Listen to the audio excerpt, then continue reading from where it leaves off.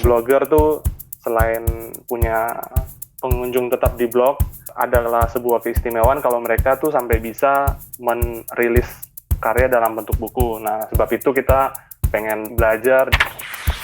Itu ceritanya bisa jalan-jalan gratis, gimana ceritanya itu, Mas? Udah berapa kompetisi yang diikutin gitu loh. Itu dulu sih buat gue yang penting gitu. Iya.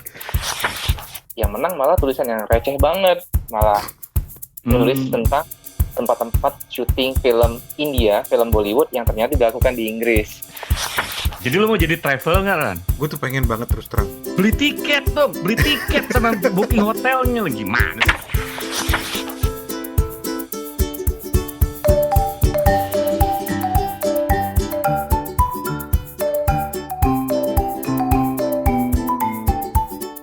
Kawan-kawan, kita ketemu lagi di Kepo Buku, sebuah acara yang pokoknya ngobrolin apapun tentang seputar buku yang dilakukan oleh 3 makhluk yang berbeda negara.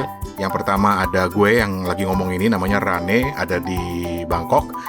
Kemudian di seberang tambak, kalau kata orang Melayu bilang, di seberang tambak itu ada... Halo, nama saya Hertoto Eko alias Toto yang ada di Singapura. Dari Singapura kita ke Ambon. Iya, halo, di ujung timur sini ada saya, Steven. Halo.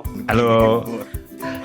Hari ini kita punya tamu spesial, tamu yang mungkin bisa ngajarin kita hobi dia, bahkan nanti bisa mendapatkan uang juga mungkin, bisa mendapatkan pengalaman juga mungkin, karena Kalau orang nggak pengen punya uang, dapat uang, malu selalu ya paling dulu.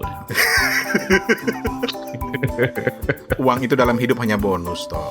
Yang utama itu bunganya.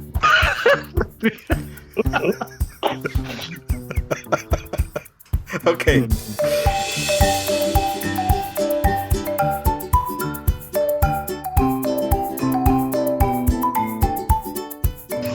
Kita langsung temui saja tamu kita kali ini.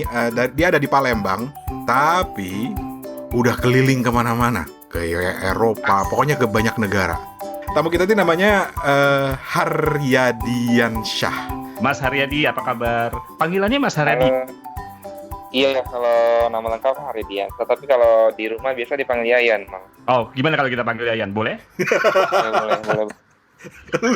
Boleh banget. Siapa tahu aja gue jadi diajak ke rumahnya kan? Gue dengan senang hati akan main ke rumahnya Mas Haryadi ini. Dengan senang hati, boleh. Oh, Di Palembang cuy, siap- Palembang. Udah Ya, kebayang cuman- empe-empe, lenjer, Ah, dan saudara-saudaranya itu. Iya, lapar juga saya. Dan LRT-nya apa sih? Nggak ada hubungannya ya. Oke, apa kabar Mas? Alhamdulillah sehat. Semoga semuanya juga sehat di sana. Amin.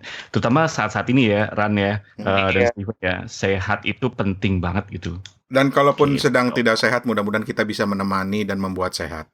Pokoknya kalau dengan Kepo Buku tuh dijamin lah ya, secara jasmani sehat lah gitu. Paling yang nggak sehat, rohaninya Iya. jadi gila. Karena ada satu pendengar yang bilang, saya ditanyain sama suami, Mas, kenapa ketawa-ketawa sendiri? Padahal kita nggak ada niat loh jadi pelawak loh, beneran, sumpah. Nah, kita akan explore lagi nih tentang Mas Haryadi ini, kenapa dia jadi bintang tamu kita kali ini kan, gitu kan ya Ran ya. Tapi mungkin, nah kita mau disclaimer dulu nih untuk para pendengar Kepo Buku sama Mas Haryadi juga gitu kan. Mas Haryadi ini sudah mengarang buku, cuman kalau gua sama Rane emang belum baca nih. Jadi kalau mau introduction mungkin kita ajak Steven dulu ya. Kita Betul. suruh Steven nih kenal sedikit tentang Mas Haryadi Van. Sebelum Oke. Mas Haryadi nanti memperkenalkan dirinya juga gitu. Pokoknya kalau ada yang nggak tepat atau salah atau menyinggung, Mas, langsung aja ke Ambonnya, kita malah pas tangan gitu. Terus Steven udah baca, kita mah belum. Siap. Halo semuanya. Ya, kita kedatangan seorang penulis perjalanan.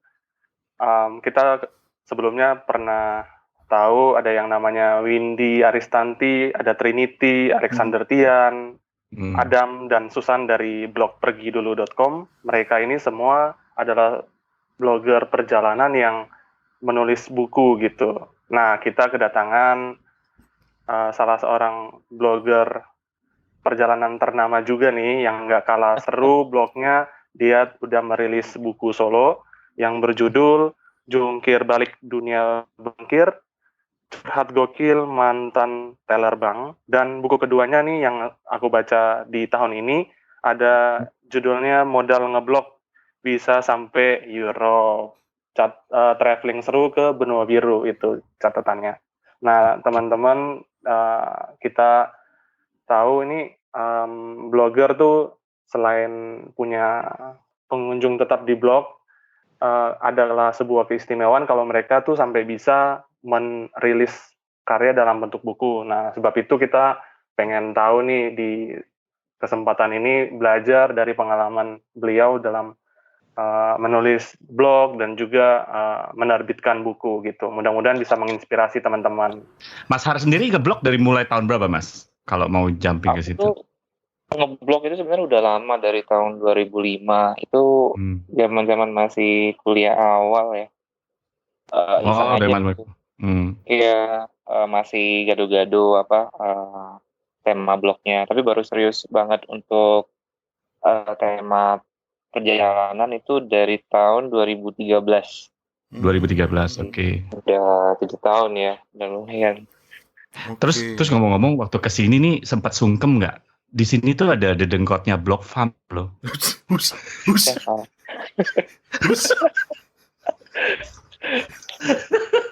Harus sungkem dulu ya. Udah sungkem dulu. Dia ini yang satu ini nih ya. Dia tuh dedenggotnya Blog Farm, terus katanya jadi mbahnya podcast. Jadi itu mbahnya semua gitu. Apa? Lu itu bukan bikin gua GR atau bangga atau bikin gua sedih karena kesannya berarti gua tua banget. Lah, emang itu tujuan gua. Sialan. Anyway, Mas Haryadi, blognya itu kan omndut.com, itu kenapa disebut gitu dan tuh tersinggung lagi lo. Orang tua emang gitu, kadang-kadang suka agak tersinggung gitu. Toto maksudnya kan gue. Ya dulu kan waktu 2005 itu dulu platform blognya itu di Multiply. Sempat terkenal lah ya untuk platform itu. Tapi di 2011 kan Multiply tewas. Nah, blogger tulis di sana udah pencar kemana-mana, ada yang lari ke Blogspot, ke WordPress. Nah, waktu aku mau bikin blog baru itu sempet bingung juga kan mau pakai nama apa. Cuman waktu itu kebetulan ada keponakan kecil yang suka manggil Om Gendut gitu kan, karena aku juga gendut, jadi oh ya kayak lucu juga sih kalau pakai nama Om Gendut. Ya udah aku pakai nama itu sampai sekarang. Jadi sesederhana itu sih, karena keponakan manggilnya itu Om Gendut. Padahal kalau di Instagramnya gue minder, gue nggak ada gendut-gendutnya. Makanya gue juga lihat gitu ya, Om Gendut, terus gue lihat di about-nya gitu, fotonya kayaknya sama gue, gendutan gue nih. Kenapa dia pakai Om Gendut? Iya, itu kan yang di foto itu mungkin agak agak kamuflase gitu ya. Filter gitu ya. Ada ya filter di Instagram ya, bisa bikin kurus ya. Ntar gue coba. Langsung dicari. Ya udah lu Steven sama Toto ngomong dulu di sana. Gue mau nyari dulu. Oke, kemarin kan sempat blog walking nih sebentar. Terus aku ngeliatin postingan Jogjanya Mas Yayan nih, ceritanya nih. Wah, di situ tuh kesan dari blog Mas Yayan yang benar-benar informatif, yang punya gambar-gambar yang berkualitas, yang bagus, yang aduhai, yang bisa buat kartu pos lah ibaratnya gitu. Dan di situ tuh langsung aku merasa gagal gitu jadi warga Jogja yang berdedikasi gitu. jadi curhat. Woi, nanya woi, bukan curhat woi. Ya itu impress pertama gue dulu ya. Oke. Terus soal buku ngeblognya ini, di sini nih disajikan secara jenaka banget, dan Mas Yayan tuh menjadi Mas Yayan seutuhnya gitu, nggak berusaha untuk menjadi blogger yang sok tahu misalnya, dan dan kisah-kisah di dalamnya tuh bener-bener apa ya, kisah-kisah keseharian yang ditampilkan sederhana tapi mengena. Itu buat aku sih. Terima Selain kasih ya. selain selain di dalamnya nih dikasih gambaran-gambaran kisah di balik layar, kenapa Mas Yayan tuh bisa pergi ke Eropa, misalnya di 2018 tuh ada campaign ayo ke UK dari kedubesnya Inggris gitu. Itu ceritanya gimana tuh, Mas? Nah, itu sebetulnya sih kesempatan aja sih. Ada ya perjalanan yang memang direncanakan sendiri, kayak dari budgetnya disiapkan sendiri segala macam. Nah, khusus buku yang modal ngeblok bisa sampai Europe itu lebih fokus ke perjalanan-perjalanan yang aku dapetin secara gratisan, pakai tanda kutip. Gratisan pakai tanda kutipnya, karena nggak ada yang perjalanan yang nggak semuanya 100% dibiayai oleh pihak sponsor, ada juga yang dibiayai penuh, kayak gitu. Jadi di buku itu lebih fokus ceritain perjalanan yang didapatkan dari menulis lah, bisa dikatakan. Dari kompetisi ngeblog, kompetisi menulis, terus dapat hadiahnya jalan-jalan. Itu ceritanya bisa jalan-jalan gratis, gimana ceritanya itu, Mas? Udah berapa kompetisi yang diikutin gitu loh. Itu dulu sih buat gue yang penting gitu. Iya. Ke Eropa loh, ke Eropa loh. Iya. Jadi kalau untuk kompetisi menulis itu aku udah mulai nulis tuh sejak dari bisa kenal ngeblog lah ya, coba-coba nulis waktu zaman SMA gitu. Dan aku tuh biasanya paling penasaran atau paling bersemangat kalau misalnya lomba nulis berhadiah jalan-jalan. Jadi emang sengaja ngincerin lomba-lomba berhadiah jalan-jalan.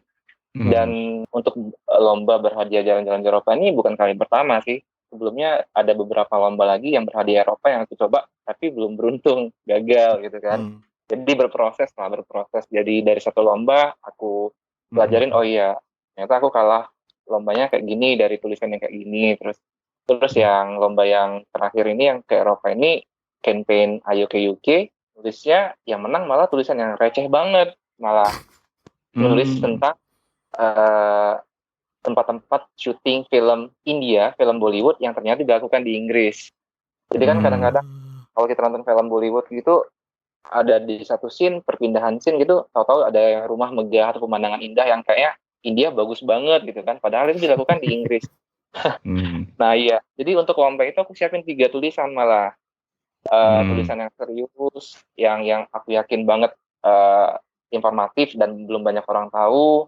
Tapi ternyata yang dipilih sama juri malah tulisan yang sederhana yang menurut aku receh itu tulisannya, tapi itu yang ternyata yang dipilih sama juri. Dan untuk kompetisi menulis sendiri yang aku pelajari emang menulis satu tulisan yang sesuai dengan minat juri itu penting. Jadi kalau misalnya ada lomba menulis dan diumumkan itu jurinya siapa aja, salah satu tips untuk menang, cari tulisan yang ditulis oleh para juri itu. Jadi kita bisa mempelajarin, oh iya, berarti juri yang A ini dia senangnya tulisan kayak gini. Jadi kita bisa memposisikan tulisan gitu kayak minatnya mereka gitu. Kayak salah satu trik. Pelan-pelan Mas, lagi dicatat nih Mas. Penting nih Mas. Nah kalau yang lomba yang Mas itu nggak ada informasi jurinya kan. Jadi tapi untungnya mereka nggak ada mempersyaratkan jumlah tulisan yang bisa dikompetisikan. Jadi bisa kirim 5, 10 atau 20 bebas aja gitu untuk memperbesar peluang menang. Tapi waktu itu aku sanggupnya cuma nulis 3 kan. Dan ya alhamdulillah pilih.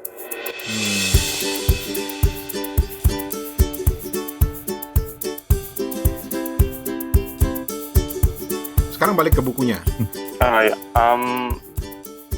Sebenarnya dari sisi materi ini bagus ya dan lengkap, ada Indonesianya. Di bagian pertama tuh jelajah Indonesia, Mas Yayan tuh ngajakin kita pembaca tuh main ke Taman Nasional Tanjung Puting. Di sini nih kita serasa ditelanjangin ya, karena kita tuh ini dibuai dengan alamnya yang begitu megah, begitu bagus gitu. Di chapter kedua tuh menjelajah dunia, kita diajak untuk ke Bangkok, ke Hong Kong, terus ke Kerala, ke Eropa. Singapura nggak ada kan? Nggak ada kan Singapura kan? Nggak penting. penting buat transit doang. Terus. Aku coba baca satu penggalan nih. Iya, karena gue pengen tahu gaya bahasanya Mas Yayan nih. Ini di bab kedua nih, judul babnya tuh menjilat ludah sendiri di Hong Kong. Drama pesawat. Demi meminimalisasi keterlambatan, untuk pertama kalinya saya membeli kursi dan memilih di bagian depan. Kenapa? Ya, biar keluarnya lebih cepat. Saya harus lari-lari pindah terminal soalnya. Dalam hal ini, ibaratnya menjilat ludah sendiri. Saya sering bergumam ke orang lain, ngapain beli seat segala? Wong nyampe-nya barengan, ternyata saya akhirnya butuh beli seat demi mengejar pesawat. Ini semacam mission impossible. Tapi saya tetap berusaha berpikir positif terhadap kejadian ini sambil berharap pesawatnya masih dapat terkejar. Fen, tadi lu bilang kan bahwa gaya tulisannya Mas Yayan ini menarik gitu. Apa sih yang menarik buat lo? Iya, kita tuh serasa lagi melakukan perjalanan bareng Mas Yayan gitu. Jadi si tokoh dalam hal ini Mas Yayan sendiri tuh kayak ngajakin kita dari titik A ke titik B, tapi dengan apa ya? Dengan deskripsi, dengan riset gitu. Misalnya kuil terakhir yang jadi penutup hari itu ialah Wat Arun. Untuk menuju ke sana dari Wat Po, kami tinggal jalan ke dermaga, membayar 3 baht untuk menyeberang menggunakan kapal. Lumayan, akhirnya bisa nyobain alat transportasi lain di Bangkok. Begitu sampai, terdapat beberapa face in Holboard dengan pakaian tradisional Thailand. Kami kira itu gratis, tapi mendadak saja muncul penjaganya dan meminta bayaran 40 baht. Kami merasa terjebak. Setelah sedikit berdebat, saya bilang, oke, kami nggak jadi foto. Ini fotonya saya hapus nih, ini. Bukan masalah nominal, tapi memang tidak ada tanda-tanda bahwa patung itu berbayar. Setelah yakin fotonya terhapus, kami lantas dibiarkan pergi. Sedangkan tiket masuk ke Wat Arun lebih murah lagi, yakni 50 baht saja. Pengunjung bisa naik ke bagian atas candi. Pemandangan dari atas indah sekali. Kehidupan masyarakat Bangkok terlihat jelas dari sana, terutama aktivitas di Chao Phraya. Kuil yang dijuluki Temple of the Dawn ini memang indah jika dinikmati saat matahari terbenam. Gua agak malu sebenarnya dengarnya nih. Kenapa? Sebagai warga Bangkok, gue belum pernah ke 2 kuil itu. Maksudnya belum pernah? Belum. Aduh, kacau nih. Tapi ini mungkin bisa buat Toto juga yang nanti yang suka traveling ya. Gue tertarik sama gaya buat gue buku travel itu buat gue idealnya itu bukan sekedar petunjuk, tetapi lebih kepada cerita gitu loh. Seperti yang dibacakan Stephen tadi. Kalau Mas Haryadi sendiri gimana sih? Kalau di blog ataupun di buku juga bisa dibilang aku bedanya ada 2 ya. Satu kayak model Trinity, dia lebih ke cerita ke pengalaman gitu. Dia jarang untuk menceritakan tentang tentang biaya tiket segala macam. Ada juga penulis lain kayak Claudia Kaunang, dia yang menuliskan runut kayak menginapnya di mana, naik MRT, turunnya exitnya di pintu berapa, itu sampai lengkap banget. Dan masing-masing 2 penulis itu ada pangsa pasarnya tersendiri. Aku dibilang suka kedua-duanya, ngefans sama dua-duanya, tapi lebih condong ke arah Trinity. Lebih banyak cerita tentang pengalaman aku sendiri ketimbang aku nulisin tentang jadwal masuk ke kuilnya mulai jam berapa segala macam. Biasanya informasi kayak gitu aku selipin sedikit-sedikit, tapi nggak jadi patokan utama aku, biar tulisannya nggak terasa membosankan. Dan juga tulisan yang kayak terlalu detail gitu kan, kalau misalnya tulisannya dibaca 3 atau 4 tahun lagi kan bisa udah berubah ya. Kayak biaya-biaya tadi udah berubah. Tapi enggak, kalau aku pikirnya sih, kalau misalnya aku tuliskan kan di sana itu aku perjalanannya tahun sekian. Paling enggak orang ada gambaran, oh ya berarti tahun segini dia bayarnya untuk ini sekitar 50 baht, sekitar berapa rupiah. Kalau sekarang ya mungkin naik 2 kali 3 kali lipat lah gitu. Tetap kalau misalnya orang mau jalan ke sana tetap harus riset lagi untuk pembaharuan, masih biaya tiket masuk, jam kunjungan segala macam. Tapi aku lebih condongnya sih lebih ke cerita pengalamannya ketimbang untuk detail A sampai Z gitu, sampai yang turun bandara misalnya harus naik LRT atau naik taksi, merek taksinya A B, terus menginap di kawasan road yang nama hostelnya ABC, itu aku nggak sampai sedetail itu. Lebih ke arah apa ya, travel writing ya Ran ya? Travel journal sebetulnya. Ada ya timbang travel guides gitu kan ya. Walaupun walaupun sekarang juga ada yang nyampur kedua-duanya ya kayaknya ya kan. Ya, Kan kalau iya. yang pure travel guide kan ya kayak ya memang nggak ada ceritanya tentang perjalanannya ya gitu. Tadi kan dari sudut pandangnya Stephen yang sudah membaca ya buku ini. Sekarang ke sudut pandang si penulisnya. Jadi teman-teman yang baru mendengarkan atau mendengarkan sampai di titik ini, kita lagi ngobrol sama Haryadi Yansyah, penulis buku Modal Ngeblok Bisa Sampai Europe, Traveling Seru ke Benua Biru. Gitu. Nah, dari sisi penulisnya, ini buku ini apa aja sih yang dibahas, terus ceritanya apa, terus apa yang bisa diharapkan dari teman-teman yang baca gitu. Jadi sesuai judulnya kan Modal Ngeblok Bisa Sampai Europe tuh kayak modal tulis doang gitu, di blog bisa sampai jalan-jalan gitu. Jalan-jalannya bisa sampai ke Eropa pulang kan. Jadi memang fokusnya beberapa tempat, beberapa perjalanan yang aku lakukan itu nggak aku ceritain di buku ini, karena buku ini lebih fokus memang perjalanan yang aku jalanin dari hasil menulis, walaupun perjalanannya nggak semuanya gratis gitu. Nah, yang aku harapkan itu kan sekarang kan traveling kan lagi hype, lagi kayak booming gitu ya, dan banyak orang juga yang aduh kalau misalnya mau jalan-jalan ke luar negeri itu harus kaya raya dulu, harus jadi anak sultan lah atau apa gitu. Atau Aku tuh Abidin. mau bilang kalau itu atau Abidin. Aku tuh mau bilang sebetulnya kalau misalnya mau jalan-jalan ya kesempatannya banyak, tinggal ibarat kata memaksimalkan potensi yang ada gitu. Aku punya teman-teman tuh yang gara-gara nari doang itu Mas udah bisa sampai ke Amerika, bisa sampai ke Eropa. Dengan hobi yang dia ingin kan itu kan menari.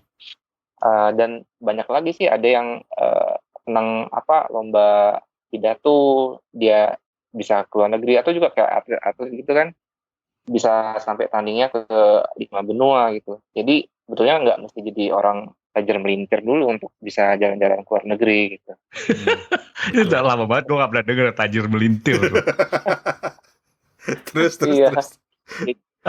Ya jadi ya itu sih, aku pengennya yang baca jadi kayak iya ya aku bisa deh kayak gini ke luar negeri gitu. Kalau minimal banget lah, kalau misalnya nggak ngerasa nggak ada potensi apa di dia, belum tahu apa potensi apa, ya nabung. Nggak ada cara. Aku paling sering banget ditanya gimana caranya biar bisa jalan, ya cuma satu itu, ya nabung, nggak ada cara lain. Dan untuk menekan budget selama di perjalanan ya banyak caranya, udah banyak informasinya sekarang, dari transportasi, akomodasi, konsumsi, tinggal disesuaikan aja sama gaya perjalanan, senyaman-nyamannya orang itu aja gitu kan. Terus yang ditulis di buku ini akhirnya perjalanannya kemana aja, Mas? Buku ini terbagi menjadi 2 bab besar. Yang pertama itu aku tulis tuh jelajah Indonesia, yang kedua jelajah dunia. Yang di Indonesia itu aku fokusnya ke 3 tempat utama, ke Taman Nasional Tanjung Puting, ngeliatin orang utan di Kalimantan Tengah, terus ke Tidore, Pulau Tidore yang ada di Maluku Utara, sama ke Labuan Bajo. Sebetulnya ada beberapa tempat lain, beberapa provinsi lain yang aku datangin tuh gratisan juga, kayak Aceh, Jogja, Jawa Tengah, kayak gitu. Tapi karena keterbatasan jumlah halaman, terus juga yang tempat-tempat yang tadi aku sebutin tuh kebanyakan diundang sama dinas pariwisata setempat. Jadi aku fokuskan ke 3 tempat ini yang aku dapetin dari menulis. Kalau untuk yang jelajah dunianya, aku ceritain pengalaman ke Bangkok, terus ke Hong Kong, ke Kerala India, sama ke Eropa. Awalnya sih waktu aku nulis kayak kerangka tulisan gitu, aku udah mau tulis juga kayak tempat-tempat lain kayak Singapura juga, Malaysia, itu aku pengen tulis, tapi ternyata nggak cukup halamannya. Ini aja udah lumayan bukunya, biar hitung-hitungan ongkos cetaknya juga lebih masuk akal, harganya jual juga masuk akal. Jadi ya udah, jadi aku ringkas dan lebih fokusin ke destinasi yang aku dapetin dari nulis. Gitu Ran. Jadi lu mau jadi travel nggak Ran? Gue tuh pengen banget terus terang. Gue pengen banget. Beli tiket dong, beli tiket sama booking hotelnya lagi. Gimana sih lu? Nah itu dia yang bikin gue malu sama Mas Yayan gitu ya. Itu adalah karena gue selama ini cuma sampai di level pengen. Bahkan ya sama seperti Toto, gue kan juga banyak kesempatan Abidin gitu loh.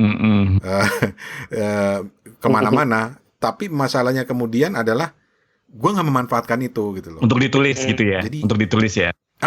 Ditulis. Sempat sih waktu di Jepang ya ngeblok dikit-dikit, tapi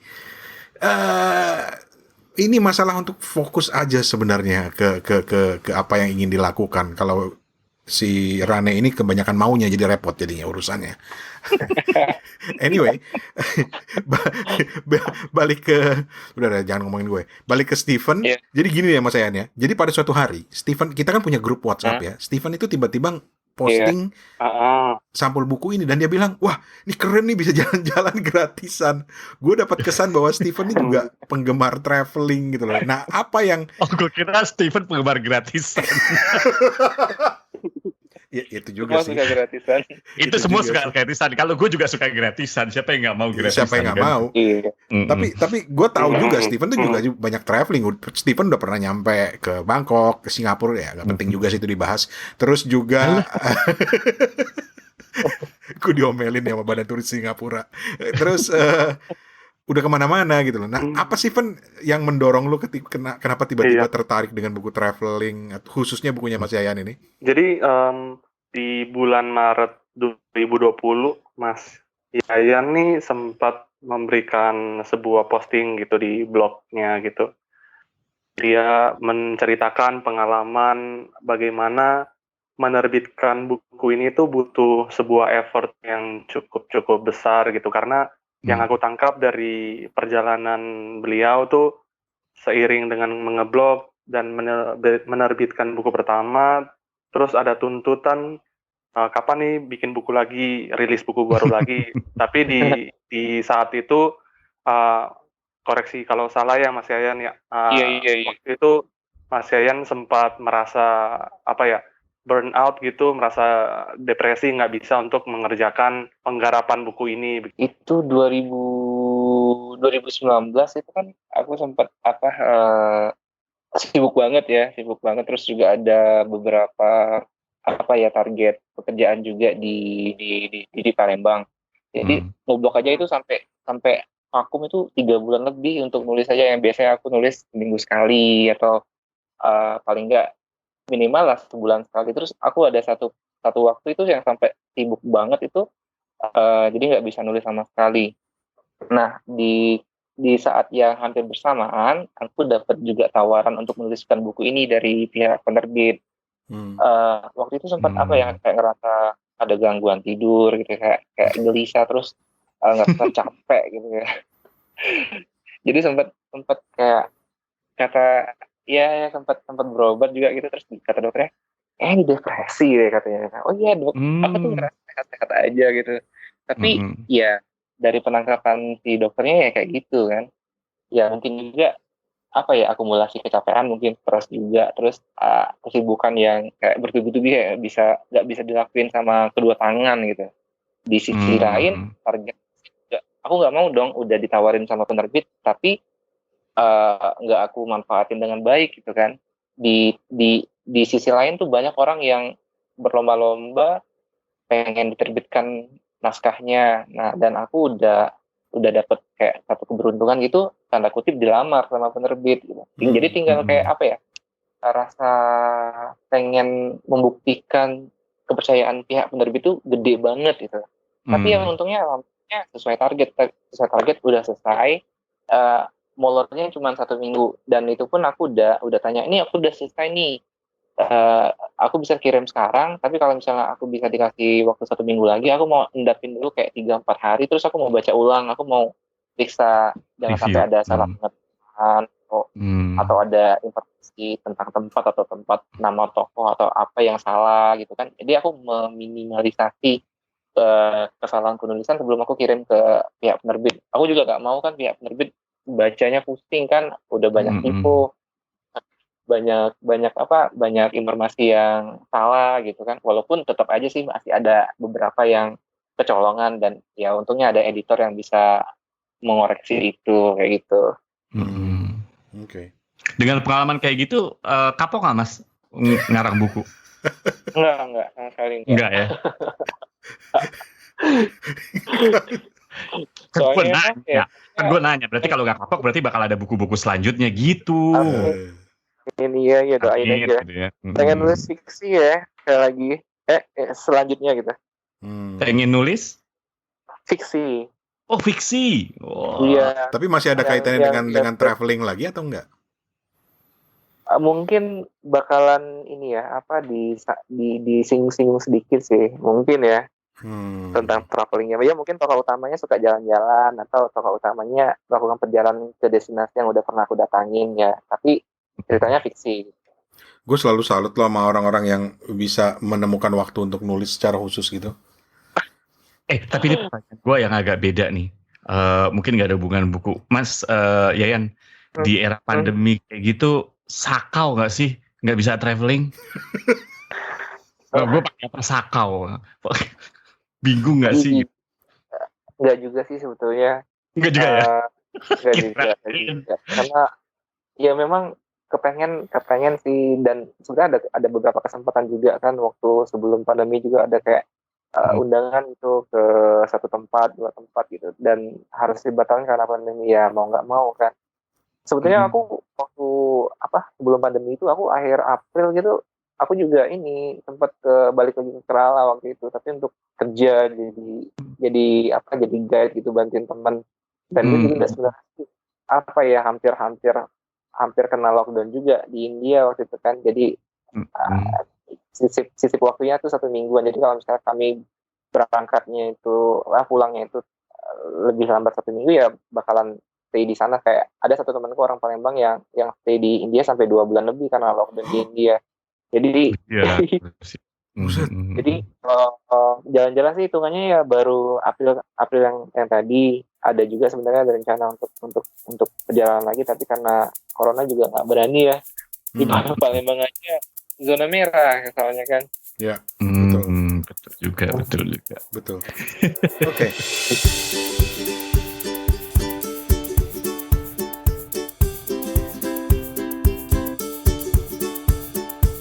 Oke. Jadi masih banyak sebenarnya yang mau ditanyain gitu ya, tapi ya karena waktu terbatas dan juga nanti ada pertanyaan pamungkas ya yang udah kita siapkan.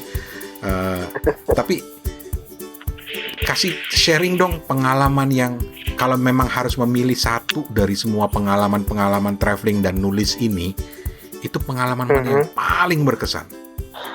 Kalau untuk yang berkesan banget, yang gong banget ya tentu kayak Eropa kan, karena kayak nggak percaya aja gitu waktu dikabarin menang kompetisi dan bisa ke sana tanda kutip gratisan.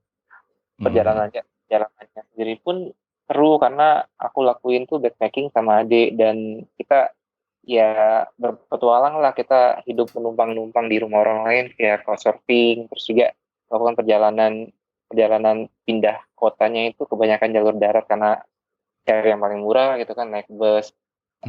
Dan banyak juga pertemuan dengan orang yang kayak dapetin insight tentang kehidupan di sana gitu. Jadi yang gong dari keberuntungan dari menulis itu ya pas ke Eropa. Tapi untuk perjalanan sendiri yang paling berkesan ya India, karena kemana? Sorry?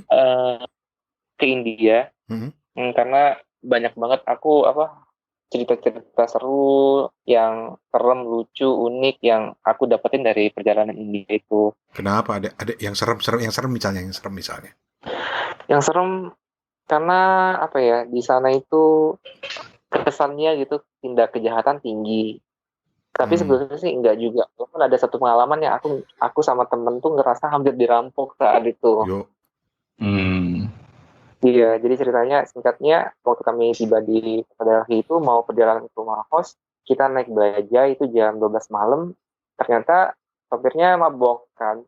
Begitu tahu-tahu ada 2 orang temennya gitu yang naik ke bajai juga.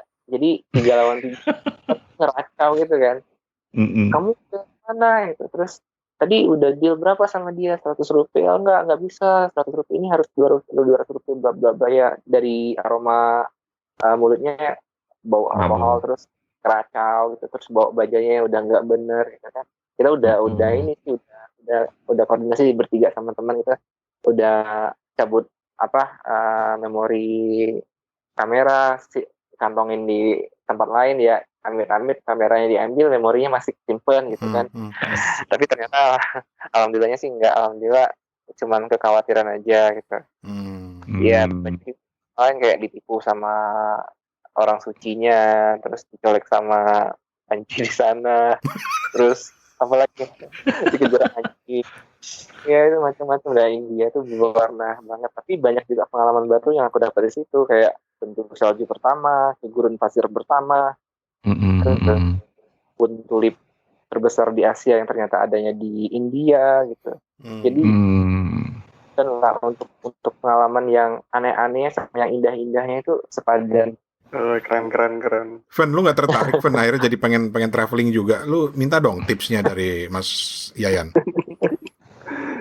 Kalau misalnya kita minta tips, kayaknya klise. Tapi yang pengen aku tanyakan, aspek apa sih yang paling Mas Yayan suka waktu pergi-pergi gitu? Gratis. Lokalnya itu loh. Kalau udah ketemu sama penduduk lokal, ngobrol gitu, sampai iya macam-macam. Kadang-kadang kita ngobrol singkat aja, tahu-tahu udah ditawarin makanan, ditawarin nginep di rumahnya gitu, terus ditawarin minum teh di tempat kerjanya gitu. Banyak cerita seru yang aku dapat kalau udah ngobrol sama penduduk lokal. Kayak India itu kan sebetulnya murah ya, untuk biaya akomodasi murah, tapi aku sengaja waktu itu coba untuk pakai couchsurfing di sana karena pengen tahu kayak kehidupan mereka di sana, dan ya itu sempat pengalaman waktu di Delhi sama di Srinagar di daerah Kashmir itu, nginep di rumah penduduk lokal tuh ya jadi tahu banget jadi kehidupan dia kayak gimana, cara mereka makan, masak, berpakaian gitu, yang totally different sama kayak orang Indonesia gitu. Kalau di Eropa sih ini ya memang alasan budget ya, karena penginapan di sana mahal banget, dan alhamdulillahnya dapat tumpangan sih selama di Eropa mayoritas. Ada juga tapi yang kita nginep di penginapan. Ada nggak tempat yang pengen dikunjungi tapi belum dikunjungi, Mas Yayan sampai saat ini? Apa tuh? Aku pengen ke Iran. Persia. Yes. Bagus. Iya pengen banget. Tapi paling memungkinkan kayaknya ke Cina dulu, pengen juga asli ke Cina. Pengen nulis juga tentang Cina. Ya. Mudah-mudahan corona cepat berlalu. Amin. Ada lagi Tok sebelum kita masuk ke pertanyaan pamungkas kita? Mungkin gue ini ya, kalau lu mau nanya buku apa yang Mas Yayan sedang baca kan? Pertanyaan pamungkas kita tuh, bener gak? Betul. Tapi kalau gue mau tanya dulu, itu buku yang sifatnya umum. Kalau Mas Yayan sendiri, gue mau tanya tentang buku nih, tapi buku travel apa? Mas Yayan suka baca buku travel nggak? Kalau suka, siapa pengarang favorit atau mungkin judul favorit yang Mas Yayan ini? Tapi kalau emang nggak suka, ya bilang aja nggak suka gitu. Belum tentu kan? Belum tentu kan lu sebagai seorang travel writer terus lu suka baca karya orang lain, belum tentu. Iya. Aku suka banget baca buku perjalanan. Bahkan di rak bukuku ini ada satu bagian yang aku sebutnya tuh bagian kitab suci perjalanan. Jadi isinya tentang perjalanan. Iya, jadi aku suka banget baca-baca buku perjalanan. Makanya jadi terinspirasi, kok mereka bisa nulis aku enggak gitu kan. Nah, kalau yang buku banget kayaknya yang termasuk buku-buku perjalanan yang paling awal aku baca gitu, bukunya judulnya Menyusuri Lorong-Lorong Dunia karya Sigit Susanto. Nah, ini buku mantap. Oke.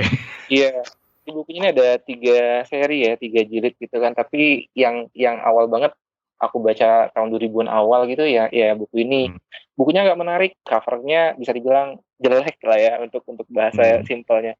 Dan nggak ada fotonya gitu, di dalamnya cuma tulisan doang. Pokoknya ada pun hitam putih, tapi isinya itu jadi kayak apa ya? Jadi kayak pemacu gitu loh. Jadi yang kisahnya dia orang Indonesia yang tinggal di Bali terus tahu-tahu berjodoh sama orang Eropa terus yang aku suka itu dia mencampurkan atau mengkaitkan perjalanan sama sastra. Jadi dia ke Republik Ceko untuk navaktilas ke Franz Kafka gitu, atau waktu dia ke Kuba ke Che Guevara ya kalau nggak salah ya. Nah itu jadi dia mengkaitkan perjalanan sama sastra. Itu yang aku suka banget dari Sigit Susanto ini. Kalau yang untuk penulis lain, Agustinus Wibowo tetap untuk yang baru-baru yang nggak ada yang ngalahin ya untuk Agustinus Wibowo yang perjalanan ke negara-negara PAN, ke Afghanistan, ke Pakistan yang segala macam apa yang sudah dia rasakan gitu kan. Kalau yang untuk yang lebih ringan itu ya buku-bukunya Trinity. Nah kalau Trinity ini juga unik sih. Waktu awal-awal aku ngeblog itu nggak sengaja itu tersasar ke blognya dia waktu dia jauh sebelum terkenal, masih blognya gratisan gitu. Terus aku tertarik banget dengan kisah-kisah dia sampai ini sempat menghubungi dia via email gitu untuk nanya-nanya gitu kan. Terus beberapa tahun kemudian dibukukan sampai sekarang ada 8 seri dan sempat jumpa juga sama dia 2 kali saking ngefans juga sama dia kan.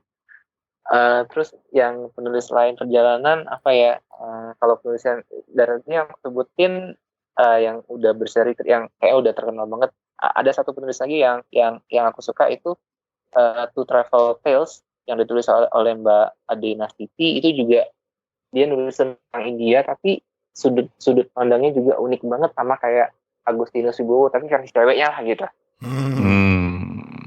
Iya itu bukunya nggak terlalu booming ya walaupun isinya bagus banget. Nanti kapan-kapan kita ajak ngobrol bareng Mas Sigit juga deh. Kita pasti punya utang nih pengen bahas buku travelnya Mas Sigit ya. Belum sempat waktu itu sempat ngobrol cuma buat soal Franz Kafkanya aja. Iya bilang aja ada aku yang ngefans banget sama dia. Asik. Nah kita bikin sesi bareng aja gitu ya. Iya. Jadi traveler kekinian dan traveler era-eranya Mas Sigit gitu. Mungkin seru kali ya ngobrolin kayak gitu ya.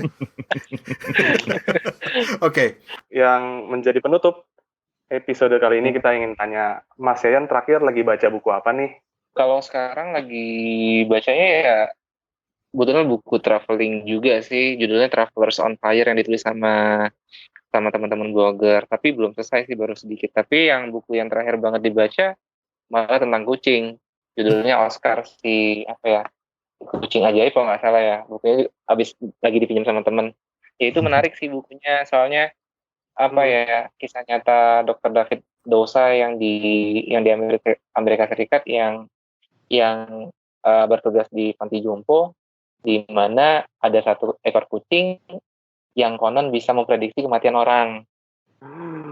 Ya kisah nyata di sana ya. Jadi dia kayak dokter David itu kayak penasaran gitu loh, kenapa apa benar gitu si Oscar ini emang bisa memprediksi kematian orang.